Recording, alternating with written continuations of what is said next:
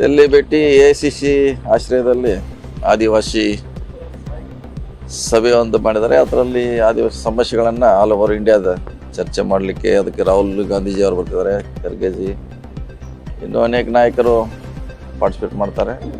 So ಓಲ್ day ಚರ್ಚೆ ಆಗುತ್ತೆ.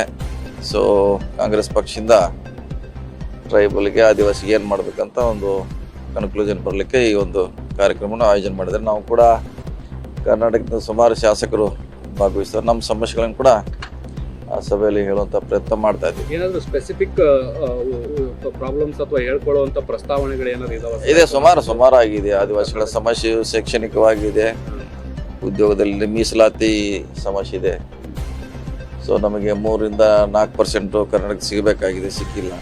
ಇಂಥ ಅನೇಕ ಕೆಲವೊಂದು ಸಮಸ್ಯೆ ಇದೆ, ಚರ್ಚೆ ಮಾಡ್ತೀವಿ. ಈಗ ರಾಹುಲ್ ಗಾಂಧಿ ಅವರ ಭೇಟಿ ಮಾಡ್ತಾರೆ ಸರ್, ರಾಜ್ಯದ ವಿದ್ಯಮಾನಗಳ ಬಗ್ಗೆ ಇಲ್ಲ ನಮ್ಮ ಸಮಸ್ಯೆ ಮಾತ್ರ ಚರ್ಚೆ ಮಾಡ್ತೀವಿ. ಅದು ಇನ್ನೊಂದು ಪ್ಲಾಟ್ಫಾರ್ಮ್ ಅಲ್ಲಿ ಮಾತಾಡ್ತಾರೆ. ರಾಜಣ್ಣ ಅವರು ಕೂಡ ಜೊತೆಲಿ ಇರ್ತಾರೆ. ನಮ್ಮ ಸಮಸ್ಯೆ ಮಾತ್ರ ಇವತ್ತು ನಮಗೆ ಮಾತ್ರ ಫೋಕಸ್ ಮಾಡ್ತೀವಿ ರಾಜಕೀಯ ಆಮೇಲೆ. ಸರ್, ಈಗ ಶಾಸಕರ ಸಭೆಗಳು ಜಾಸ್ತಿ ಆಗ್ತಾ ಇದಾವೆ.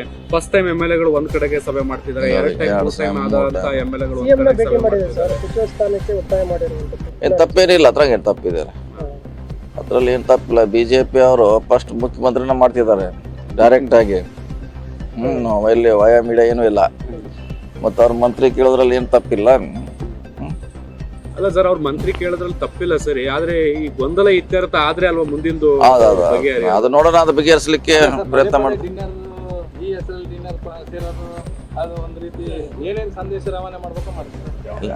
ನೋಡಿ, ಅವರು ಮಂತ್ರಿ ಪದ ಅಂತ ಹೇಳಿದಾರೆ ಸ್ಪಷ್ಟವಾಗಿ. ಏನ್ ಮತ್ತೇನು ಪ್ರಶ್ನೆ ಇಲ್ಲ, ಮಂತ್ರಿ ಆಗ್ಲಿಕ್ಕೆ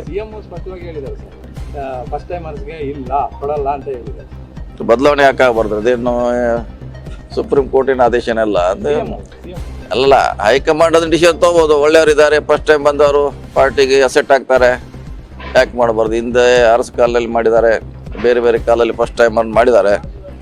ಇಲ್ಲಿ ಮಾಡಿದ್ರೆ ತಪ್ಪಾಗಲಿಕ್ಕಿಲ್ಲ, ಯೋಗ್ಯರಿದ್ರೆ ಮಾಡಬೇಕಾಗ್ತದೆ. ಮುಂದೆ ಆಸ್ತಿ ನಮ್ಮ ಅವ್ರದ್ದೆಲ್ಲ ಪಾರ್ಟಿ.